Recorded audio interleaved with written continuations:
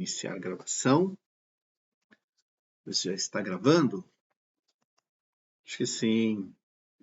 Muito bem, olha só, chegando já nas últimas aulas, uma série de 12. Então, hoje é 10, certo, Marquinhos? Certo, Marquinhos. Isso aí. Então, nosso objetivo é terminarmos a nossa série até a primeira semana, primeiro domingo de julho, que é bem no comecinho do mês mesmo. E aí depois a gente entra em férias e aí volta em agosto. Em agosto a gente retoma aí com uma nova série de estudos, outros temas para a gente compartilhar aqui. Vamos lá. Apontando.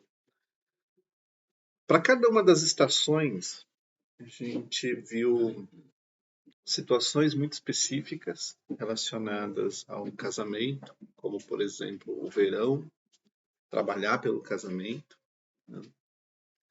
O inverno, que foi a que a gente terminou mais recentemente, né? De lutar contra toda a resistência, toda a dificuldade que pode se levantar. E hoje nós iniciamos falando da primavera.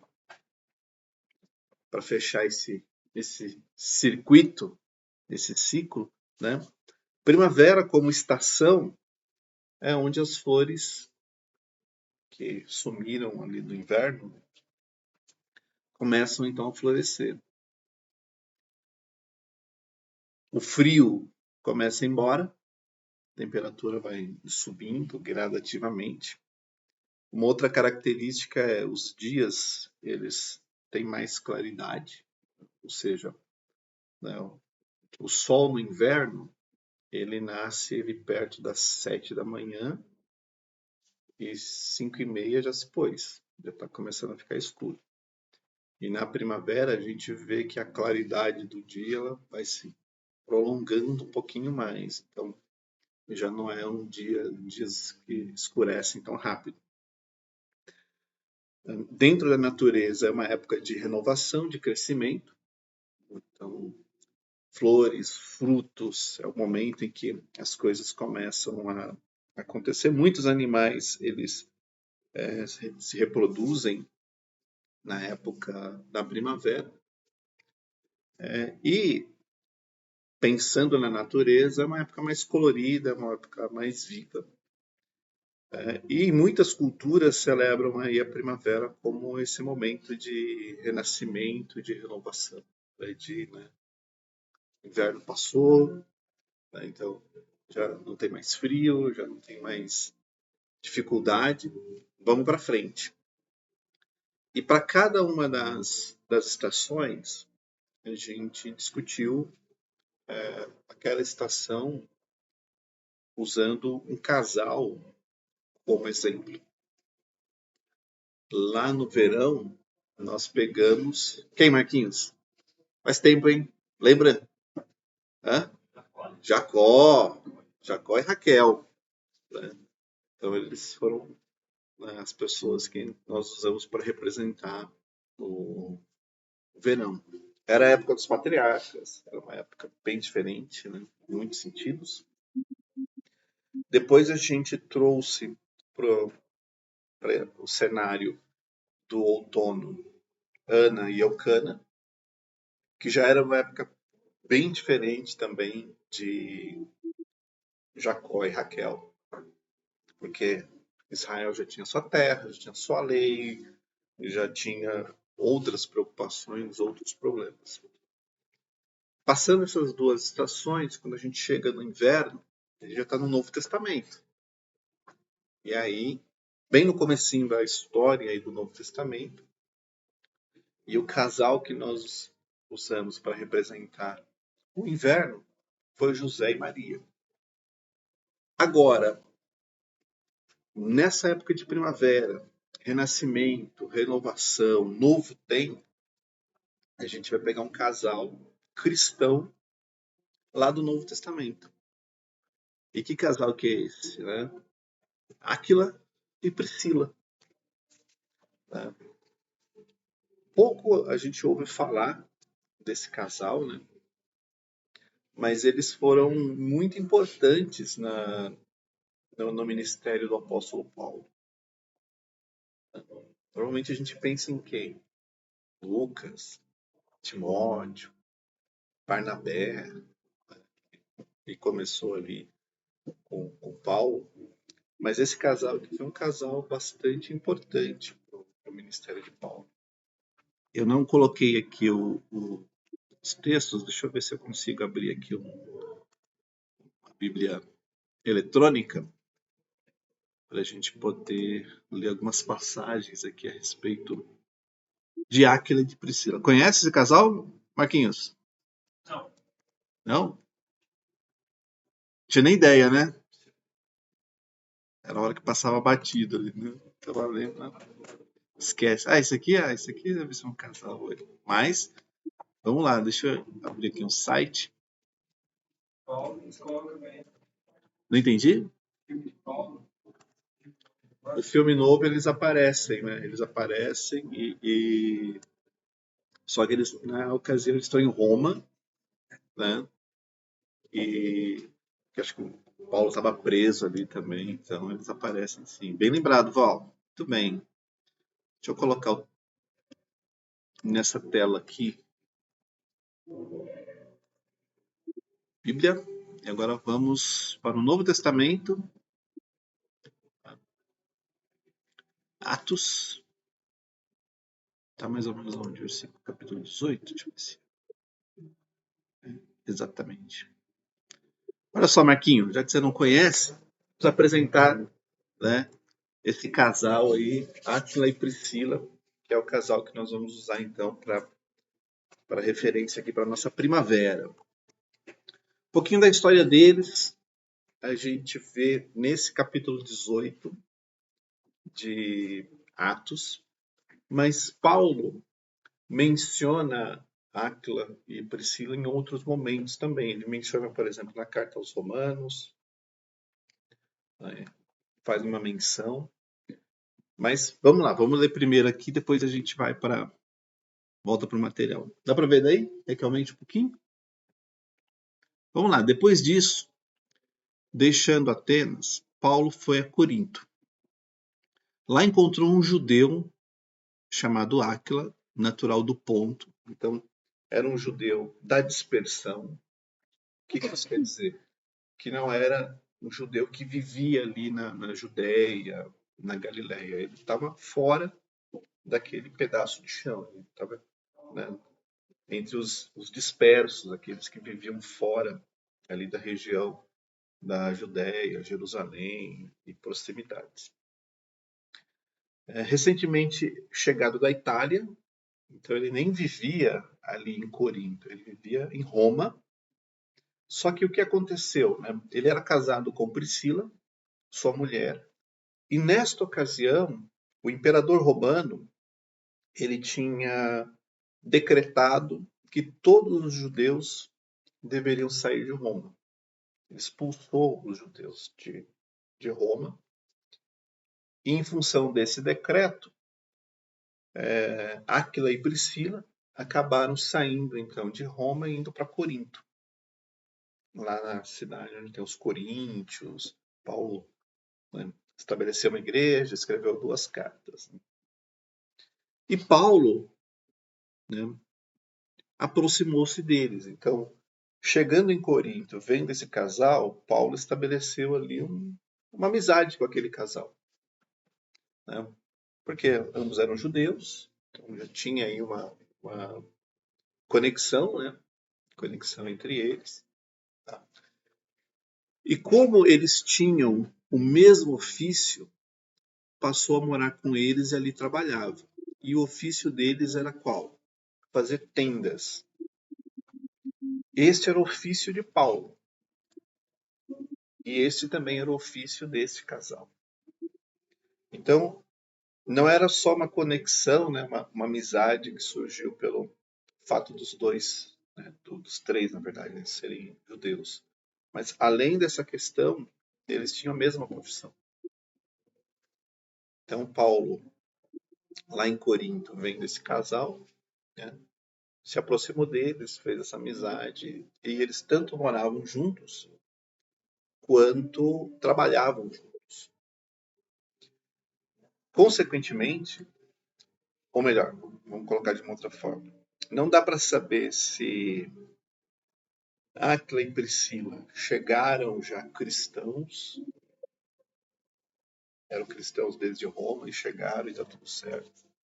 Ou ao encontrar o apóstolo Paulo, Paulo pregou o evangelho e eles se converteram. Não dá para ter muita certeza a respeito disso, né? O que a gente vê desse texto é que todos os dias Paulo falava na sinagoga, né, todos os sábados, na verdade, falava na sinagoga, persuadindo tanto judeus como gregos a respeito do evangelho. Então Paulo estava lá. Então, se foi nesta ocasião que Áquila e Priscila ouviram a mensagem e creram no evangelho, ou se eles já vieram cristãos, difícil ter certeza, né? Porque não encontrei nenhuma evidência assim, que diga, não, eles se converteram porque Paulo pregou para eles, ou não, eles já vieram convertidos, não dá para saber.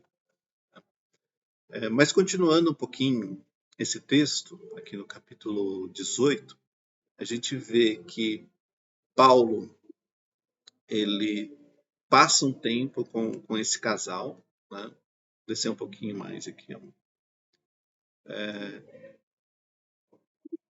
Vamos lá, versículo. Paulo ficou ainda muitos dias em Corinto. Por fim, despedindo-se dos irmãos, navegou para a Síria, levando em sua companhia Priscila e Áquila. Então, mais do que agora morar junto, trabalhar junto, esse casal começou a fazer parte desta viagem missionária que Paulo estava empreendendo junto com seus companheiros. Então, eles se tornaram associados ao ministério de Paulo, viajando com ele, indo com Paulo aí para Síria, né, outro país, né? Quando eles chegaram a Éfeso, Paulo deixou ali Priscila e Áquila. E ele, porém, entrando na sinagoga, pregava aos judeus. Então, viajaram para a Síria. Quando chegou em Éfeso, ali na Ásia Menor, onde Paulo já tinha feito, né, o ministério de estabelecer uma igreja, ali aquele casal ficou. Se eles ficaram para cuidar da igreja, se a igreja aconteceu dentro da casa dele, do casal, aí tem muitas possibilidades para isso. Mas o fato é que agora eles, né, não estavam mais viajando, eles estavam fixados ali em Éfeso, e Éfeso tinha uma igreja que Paulo havia fundado. Então eles passaram a cooperar, né, colaborar naquela igreja. Pediram que ficasse mais algum tempo, mas Paulo não quis, e ao se despedir Deus, disse, né, se Deus quiser, virei visitá-los outra vez. E aí, embarcando, partiu de Éfeso e Áquila e Priscila ficaram lá na cidade, Paulo foi embora. Continuando um pouquinho mais, descer, então, depois começaria aqui a terceira viagem missionária de Paulo, descer um pouquinho mais, né? Nesse meio tempo, chegou a Éfeso um judeu.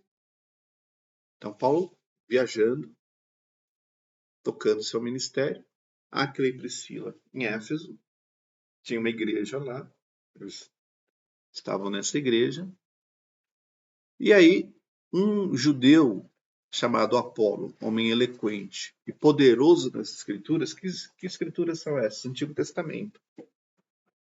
Então, porque não tinha o Novo ainda. Então, esse Apolo entendia bem das profecias, das leis, né? Os 10 mandamentos, as cerimônias, as festas, a história de Israel. Então ele, além de eloquente, ele era muito entendido nas escrituras. E ele também era instruído no caminho do Senhor, então ele conhecia o Evangelho. Sabia de Jesus, sabia de Cristo como Messias. E sendo fervoroso de espírito, falava e ensinava com precisão a respeito de Jesus. Então ele pregava o evangelho. Esse Apolo falava, olha, Jesus era o Messias. Como ele conhecia muito as escrituras do Antigo Testamento, então ele podia facilmente correlacionar as profecias que os profetas trouxeram a respeito do Messias, podia conectar essas profecias com Jesus. E parece que é o que ele fazia aqui, porque falava e ensinava com precisão a respeito de Jesus.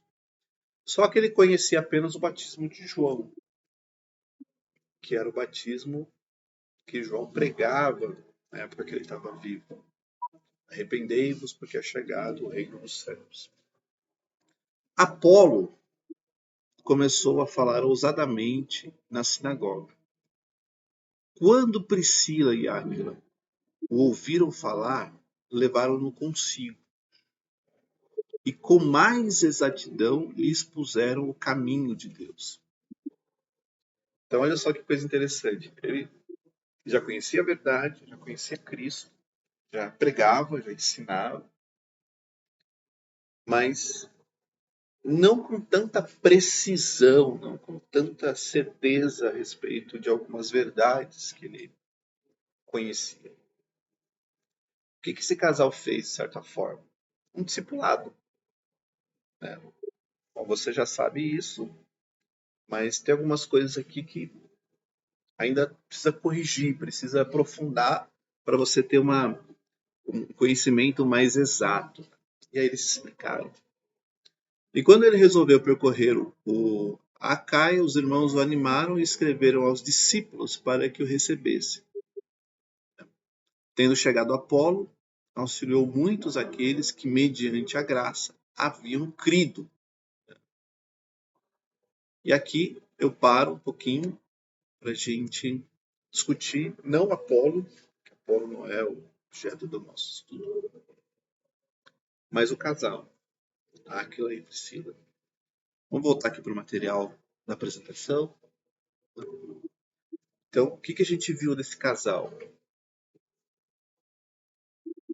Um casal de judeus, crentes em Jesus Cristo, que tinham sido expulsos, de certa forma, da cidade onde eles moravam e foram para Corinto. Tinham um ofício, tanto em Atos a gente viu isso, mas segundo Timóteo, capítulo 4, versículo 19, Paulo menciona novamente esse ofício. E depois que se tornaram cristãos, eles ajudaram Paulo no seu ministério. Então, resumo bem superficial a respeito desse casal. A Bíblia não dá muito detalhe a respeito deles, é por isso que muitas das vezes a gente nem conecta. Mas vamos pensar, baseado só nesses trechos que nós lemos aqui. Vamos pensar um pouco nesse casal. Era um casal que tinha se convertido ao Evangelho. E isso já por si só já era um problema. E, aliás, diga-se de passagem, é um problema até hoje, porque quando um judeu, ainda hoje, quando um judeu começa a crer em Jesus como Messias, para os demais judeus, esse já é mal visto.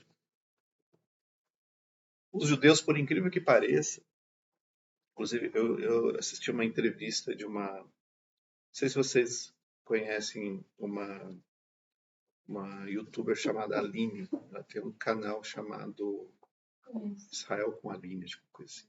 Ela é casada, ela é brasileira, casou com um judeu, mora lá, vem no Brasil de vez em quando. E ela estava dando uma entrevista contando a respeito, né, dessas questões religiosas, junto com outros entrevistados. E nessa entrevista ela menciona uma coisa que é curiosa, que o judeu, ele até aceita que outro judeu seja ateu.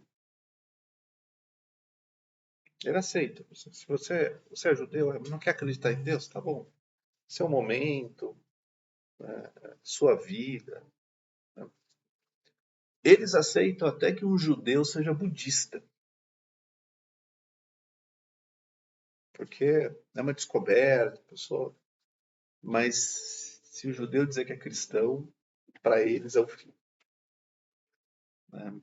Porque não, que aí você está traindo, né?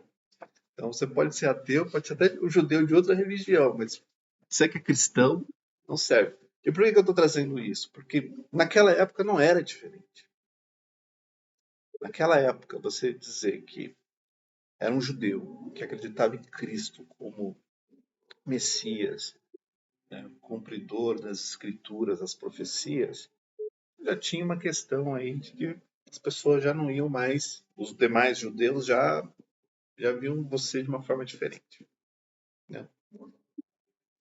Então, isso era uma coisa que eles já tinham que enfrentar, esse, de certa forma, preconceito por terem se tornado seguidores do caminho cristãos. Outra coisa que a gente vê a respeito desse casal é que eles tinham que trabalhar, né? Tinha conta para pagar. Como eles eram fabricantes de tenda, então eles tinham seu próprio negócio. Atendiam as encomendas, faziam as tendas para os viajantes. Tanto em Éfeso quanto em Corinto, como eram cidades, né, grandes e muita gente circulava pela cidade, outros viajantes, então o comércio de tendas era um comércio bem ativo, porque você vai pegar um viajante, vai vender, porque se ele está no meio da estrada, vai armar sua tenda e vai poder passar a noite ali em algum lugar que não tenha um hotel, entre aspas, para poder dormir. Então era um negócio para eles. Era a profissão, era o trabalho. Então eles tinham que trabalhar. Não eram judeus que tinham posses. Tinha que trabalhar. E você vê que era um tipo de trabalho que não estava atrelado com a terra. O que eu quero dizer com isso? Eles não eram agricultores. Porque um agricultor não dá para largar aqui e sair viajando. Né, Marquinhos? E cuidar da terra, senão a grama come tudo lá e não tem, né, já era. Então, esse tipo de trabalho para eles, que não estava associado na terra, dava, de certa forma, essa mobilidade. Chegar em Corinto, fica um tempo, vai para Éfeso, viaja, e lá você toca seu trabalho. Acha um espaço, monta lá a sua oficina, constrói as suas tendas, vende, negocia e toca a vida. Então, o que a gente vê? Que eles tinham que trabalhar. Tinha conta, boleto para pagar. E outra coisa que a gente vê é que eles tinham um ministério. Eles estavam com Paulo ali. E depois que Paulo deixou eles em Éfeso, eles continuaram ali. Tanto é que chegou esse Apolo. E o que eles fizeram? Vamos discipular esse rapaz para ele poder ser ainda mais útil para a obra de Deus, para o reino de Deus. Vamos corrigir alguma coisa aqui, vamos dar um pouco mais de clareza ali para ele poder continuar pregando do jeito certo. Então eles tinham um ministério. Discipularam esse rapaz, esse Apolo. E se a gente olhar, é exatamente esse casal representa exatamente nós. A gente também tem nosso chamado diante de Deus, seja para trabalhar na obra, seja para cuidar da família, porque não deixa de ser um ministério. Né, Marquinhos? Temos os nossos trabalhos, tem que pagar conta, né? As contas, elas não dão trégua, elas chegam. Então, a gente tem que pagar a conta. E por sermos cristãos, a gente também enfrenta certas talvez de uma forma velada, né, certos preconceitos. Temos que ser sinceros, as pessoas, né, muita gente, talvez não pense mais dessa maneira, mas tem aquele que acha que você dá dinheiro ao pastor, né, que você é fanático, que você vê pecado em tudo, que você, né, vê o mundo de uma forma, né, ultrapassada. Né? Não é todo mundo que pensa assim, mas ainda tem aqueles que acham que, né, ser cristão não é um bom negócio. Então, a gente vê numa situação muito parecida com esse casal, não é verdade? Eles tinham os problemas deles, tinham os desafios e tinham que fazer a obra. Eram casados, a gente não sabe se tinham filhos ou não, talvez no filme, né, lá de Paulo não dá para ter certeza. Mas o fato é, eles estavam lá e tinham que fazer a obra de Deus, cuidar da sua própria vida e ainda encarar a resistência, encarar as dificuldades pelo fato de eles serem cristãos. Exatamente como nós. Então, esse casal lembra muito a nossa realidade. Por isso que eu peguei, né? Porque por mais que a gente sabe pouco pelas escrituras, mas esse pouco que a gente sabe está muito relacionado com a nossa realidade. A gente também serve a Deus, a gente também serve. E aí eu falei do exemplo humano, né? Mas e as lutas espirituais que a gente tem que enfrentar, na verdade? Né? Porque o diabo quer destruir a nossa vida, a nossa família, nosso futuro. Então, assim como eles também tinham que lutar com essas coisas. Então, esse casal, Aquila e Priscila, pode trocar pelo nome da esposa e do marido, que tá tudo certo. Tem tudo a ver com a gente. E na primavera, nessa época de renovação, nessa época de novo tempo, o Novo Testamento traz uma realidade a respeito do casal que é muito importante da gente discutir. Mas isso a gente vai deixar para a próxima aula. Tá bom? Na próxima aula a gente vai entrar então em alguns versículos que vai mostrar, por exemplo, o marido, eu vou dar esse spoiler aqui. Versículo bíblico. O marido, ele precisa se posicionar diante do seu casamento, respeitando e amando a sua esposa. E o versículo diz exatamente isso, ó, para que as suas orações não sejam interrompidas. Olha que coisa, né? Se o marido não se posiciona como marido, a oração dele, a oração que ele faz a Deus, fica comprometida. Não é, né, engraçado isso? A gente vai comentar isso. A Bíblia ensina, por exemplo, que os pais. Uma vez eu até falei para Ana, ela falou assim: tá vendo? A Bíblia fala o seguinte: pais, não irritem seus filhos. Tá? Lembra? Mas pode irritar os filhos. Né? Tá lá, tá escrito exatamente desse jeito. Né? Para que eles não fiquem tristes, para que eles não se aborreçam. A Bíblia fala, por exemplo, que a relação sexual do casal ela não pode ser objeto de, de investida do inimigo. Ou seja, eles não podem dar brecha para o inimigo atuar nesta área. Tanto que o texto fala o seguinte: olha, se vocês querem se ausentar um do outro, né, ou seja, vocês não querem ter relações sexuais entre vocês, que o único motivo seja a oração. Mas que depois vocês, né, voltem a ter uma prática sexual sadia para que o inimigo não encontre ocasião para agir nessa área. Então, são exemplos que a gente vai ler e discutir na nossa próxima aula, né?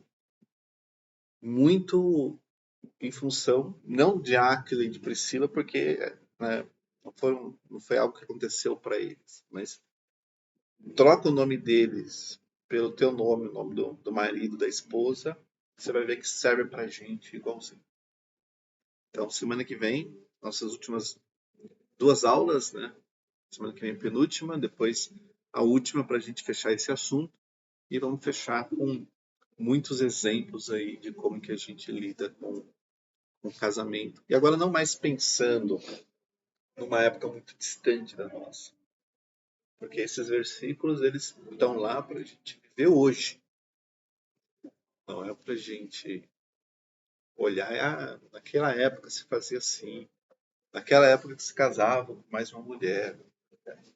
Aquela época. Agora a gente vai falar de algo para agora, para já, para a gente poder colocar em prática. Amém? Deus abençoe. Deixa eu interromper aqui a gravação para a gente poder finalizar. Fazer o controle. Tudo bem, interromper.